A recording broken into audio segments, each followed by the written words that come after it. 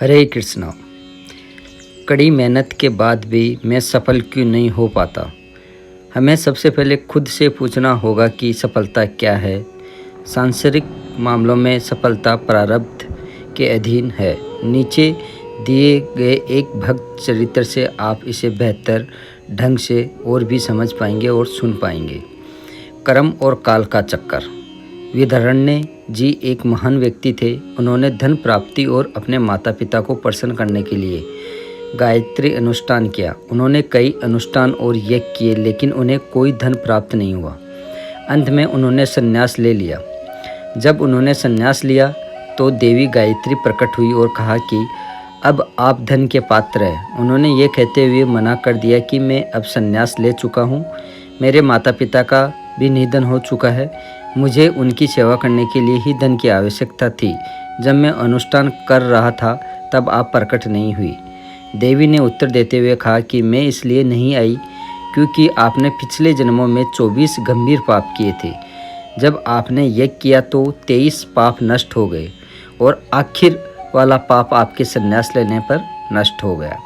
अब जो मांगना हो मांग लीजिए। उन्होंने कहा कि मैं अब वैरागी हो गया हूँ, इसलिए मुझे किसी चीज़ की ज़रूरत नहीं है। अब मैं सिर्फ प्रभु को पाना चाहता हूँ। इससे पता चलता है कि पिछले जन्मों के बुरे कर्मों का परिणाम भुगतना ही पड़ता है। अब यह जानने के बाद परम शांति प्राप्त करने के लिए हमें क्या करना चाहिए। हमें भगवान का नाम जपते रहना चाहिए। हमें प्रार्थना करनी चाहिए कि हे प्रभु, मेरे पिछले कर्मों का प्रभाव मेरे शरीर पर भले पड़े, लेकिन मेरा पोषण केवल आपके द्वारा ही होगा। भगवान चाहे तो आपके पिछले कर्मों को भी खत्म कर सकते हैं। कर्म चक्कर हुआ श्री कृष्ण के मित्र सुदामा जी पर हावी। श्री कृष्ण के मित्र सुदामा जी की किस्मत में गरीब होना लिखा था। अब इतने गरीब थे कि उन्हें कई कई दिनों तक भिक्षा नहीं मिलती थी। एक दिन उनकी पत्नी ने कहा कि हम दोनों चरणामृत पर भी कई दिनों तक जीवित रह सकते हैं, लेकिन हमारे बच्चों का क्या होगा, वे भूख से मर जाएंगे। सुदामा जी ने कहा, मैं श्री कृष्ण के अलावा किसी को नहीं जानता, अब मैं क्या कर सकता हूँ। ऐसा तब होता है जब आपके पिछले जन्मों के बुरे कर्म प्रकट होते हैं। कड़ी मेहनत करने के बाद भी हमें कहीं सफलता नहीं मिलती है। एक दिन रुक्मणी जी ठाकुर जी को भोजन करा रही थी। वे अचानक उदास हो गए। वह बोली, प्रभु, मैंने आपको ऐसे तभी देखा है जब आपके भक्त संकट में होते हैं। भगवान ने कहा, मेरे मित्र सुदामा ने कई दिनों से भोजन नहीं किया है। रुक्मणी जी ने कहा, प्रभु, ये आपके मित्र है और मैं आपकी दासी हूँ, आप मुझे आज्ञा दीजिए, सारी व्यवस्था हो जाएगी। ठाकुर जी ने उत्तर दिया, मेरे मित्र को इस कठिन परिस्थिति में भी कोई इच्छा नहीं है और उनकी इच्छा के बिना मैं असहाय हूँ। एक बार उनकी इच्छा हो जाए तो सारी व्यवस्था हो जाएगी। रुक्मणी जी ने कहा, आप उनके हृदय में इच्छा उत्पन्न करवा सकते हैं। भगवान ने कहा, मैं चाहने पर भी उनके हृदय में इच्छा नहीं करवा सकता, क्योंकि जिस भक्त के हृदय में भगवान का निरंतर स्मरण रहता है, उनके हृदय में भौतिक वस्तुओं की कोई इच्छा नहीं हो सकती। सुदामा जी की मदद के लिए श्री कृष्ण ने एक संत का वेश धारण किया। रुक्मणी जी ने कहा, क्या आप उनकी पत्नी के मन में इच्छा जगा सकते हैं? और ठाकुर जी ने उत्तर दिया कि मैं प्रयास करूँगा। अतः भगवान साधु के वेश में उनके घर भिक्षा मांगने गए। सुदामा जी की पत्नी बाहर आई और हाथ जोड़कर कहा कि मैं आपको भिक्षा देने में असमर्थ हूँ। संत ने पूछा, क्यों? उन्होंने कहा कि क्योंकि मैं अशुद्ध हूँ और सूतक से पीड़ित हूँ, मैंने एक पुत्र को जन्म दिया है। संत ने कहा, ठीक है, मैं 10-12 दिन बाद आता हूँ। उन्होंने कहा, नहीं, मैं जीवन भर के लिए अपवित्र हूँ। संत ने पूछा कि यह कैसा पुत्र है? उन्होंने उत्तर दिया कि हमारे यहाँ गरीबी पुत्र के रूप में आई है। एक विद्वान ब्राह्मण की पत्नी होने के नाते उन्होंने सीधा उत्तर नहीं दिया कि मैं दान नहीं दे सकती, बल्कि यह कहा कि मैं अशुद्ध हूँ। तब संत ने उत्तर दिया कि आप गरीब कैसे हो सकते हैं? जिनके मित्र भगवान श्री कृष्ण हो, वह दरिद्र कैसे हो सकता है? एक बार अपने पति से पूछिए। फिर संत वहाँ से चले गए। जब सुदामा जी घर आए तो उनकी पत्नी बोली, आज अतिथि की सेवा न कर पाने से मैं बहुत दुखी हूँ।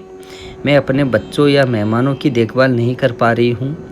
आपके मित्र भगवान श्री कृष्ण हैं, कृपया उनके पास जाइए, वह किसी न किसी तरह से हमारी मदद करेंगे। सुदामा जी ने उत्तर दिया, मैंने उन्हें सहारा मांगने के लिए मित्र नहीं बनाया। मैं उनसे मदद मांगने के बजाय मर जाना पसंद करूँगा। सुदामा जी भगवान श्री कृष्ण से मिलने जाते हैं। तब पत्नी ने कहा, ठीक है, मदद मत मांगिए, लेकिन कम से कम उनके दर्शन के लिए तो आप जा ही सकते हैं। मैंने सुना है वह बहुत उदार है, वह आपको कुछ ना कुछ भेंट जरूर देंगे। सुदामा जी ने उत्तर दिया, हाँ, मैं दर्शन के लिए जा सकता हूँ। बहुत दिन हो गए उनसे मिले हुए, लेकिन जब आप किसी दोस्त से मिलने जाते हो तो आपको अपने साथ कुछ न कुछ ले जाना चाहिए, लेकिन मेरे पास कुछ भी नहीं है। इसलिए उनकी पत्नी कुछ मांगने के लिए पड़ोसियों के घर गई। जब आपका समय खराब होता है तो कोई आपकी मदद नहीं करता। पड़ोसियों में से एक ने उन्हें चावल का वह हिस्सा दिया जो छानने के बाद बच जाता है, किंका, जिसे आमतौर पर फेंक दिया जाता है। उन्होंने उसे लाकर सुदामा जी को दे दिया। तब सुदामा जी ने कहा कि मेरे प्रभु में अपने भक्तों के प्रेम के भूखे हैं, इसलिए आप जो भी लाई है मैं ले जाऊंगा, लेकिन खाली हाथ नहीं जाऊंगा। उन्होंने उन चावल की टुकड़ों को एक थैली में बांध लिया और द्वारका पहुंच गए। द्वारका के द्वारपालों की नज़र उनके कमज़ोर और दुबले पतले शरीर पर पड़ी। उनके कपड़े जगह जगह से फटे हुए थे।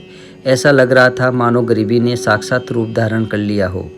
सुदामा जी ने भगवान श्री कृष्ण से मिलने का अनुरोध किया। द्वारपालों ने उन्हें निर्देश दिया कि वह सोच समझकर मांग करें, सावधानी बरतें। उन्हें लगा वह कोई साधारण भिक्षु है। सुदामा जी ने फिर भी उनसे कहा कि वे जाकर भगवान श्री कृष्ण से कहे कि सुदामा नाम का एक ब्राह्मण मिलने आया है। द्वारपालों ने जाकर श्री कृष्ण को बताया कि द्वार पर एक व्यक्ति है जो असभ्य ढंग से आपका नाम ले रहा है। श्री कृष्ण का अपने भक्तों के प्रति प्रेम। सुदामा जी का नाम सुनकर भगवान श्री कृष्ण बहुत प्रसन्न हुए और द्वार की ओर दौड़ पड़े। द्वारपाल उन्हें इस रूप में देखकर आश्चर्यचकित रह गए, क्योंकि ब्रह्मा जी और शिव जी को भी भगवान से मिलने के लिए द्वार पर इंतजार करना पड़ता था। भगवान सुदामा को रानी रुक्मणी के महल में ले गए और रुक्मणी जी के पलंग पर बैठाया और उनके पैर धोए। फिर उन्होंने सुदामा का हालचाल पूछा और पूछा कि क्या अब उनकी शादी हो गई है। सुदामा ने हाँ में उत्तर दिया और श्री कृष्ण को अपने बच्चों के बारे में बताया। तब परमेश्वर ने उनके पास जाकर कहा, आप मेरे लिए कुछ तो भेंट लाए होंगे, उसे मुझे दे दीजिए। सुदामा जी को शर्मिंदगी महसूस हो रही थी।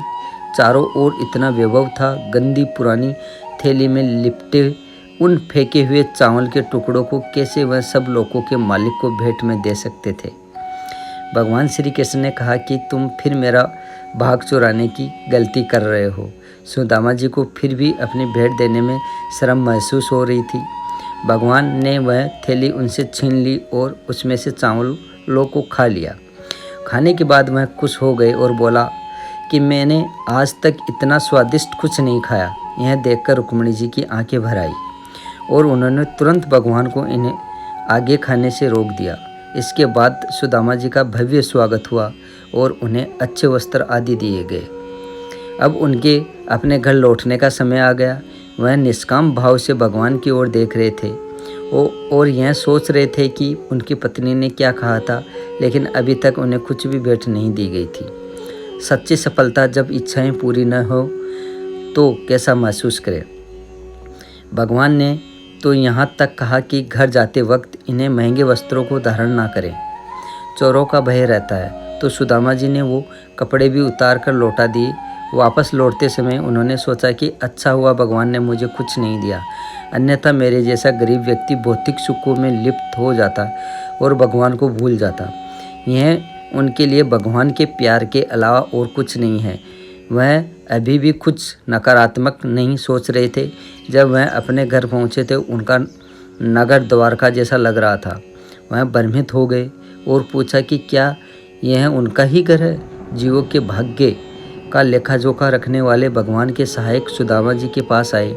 उन्होंने सुदामा जी को बताया कि आपके भाग्य में केवल दुर्भाग्य ही लिखा है, आपके जीवन में धन का योग ही नहीं है, लेकिन भगवान ने इसे उलट दिया है और इतना कुछ आपसे भाग्य में लिख दिया है कि अब आपकी संपत्ति की तुलना कुबेर से की जाती है।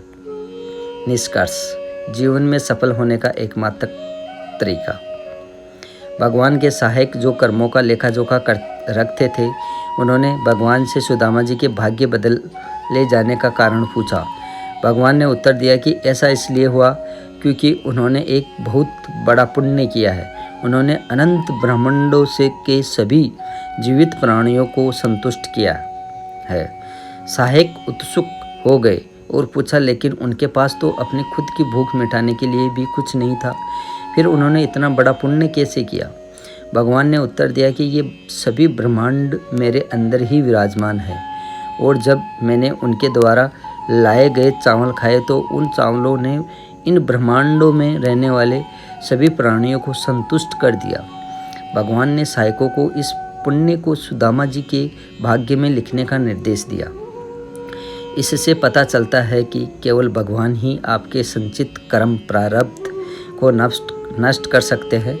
भगवान के पास सभी शक्तियाँ हैं, वह स्वतंत्र रूप से कुछ भी कर सकते हैं और जो चाहे उसे मिटा भी सकते हैं।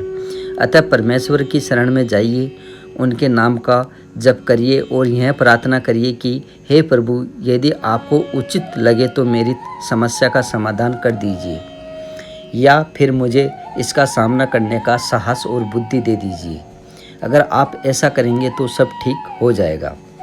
बहुत कोशिश करने पर भी मुझे नौकरी नहीं मिल रही है, मेरे साथ ऐसा क्यों हो रहा है? तो ये आप यानी कि कंप्लीट कहानी सुनिए। श्री हित प्रेमानंद गोविंद शरण जी महाराज क्रमचक्र पर मार्गदर्शन करते हुए इसके बारे में उन्होंने भी वीडियो बनाया है और मैं भी यहाँ पर बना रहा हूँ।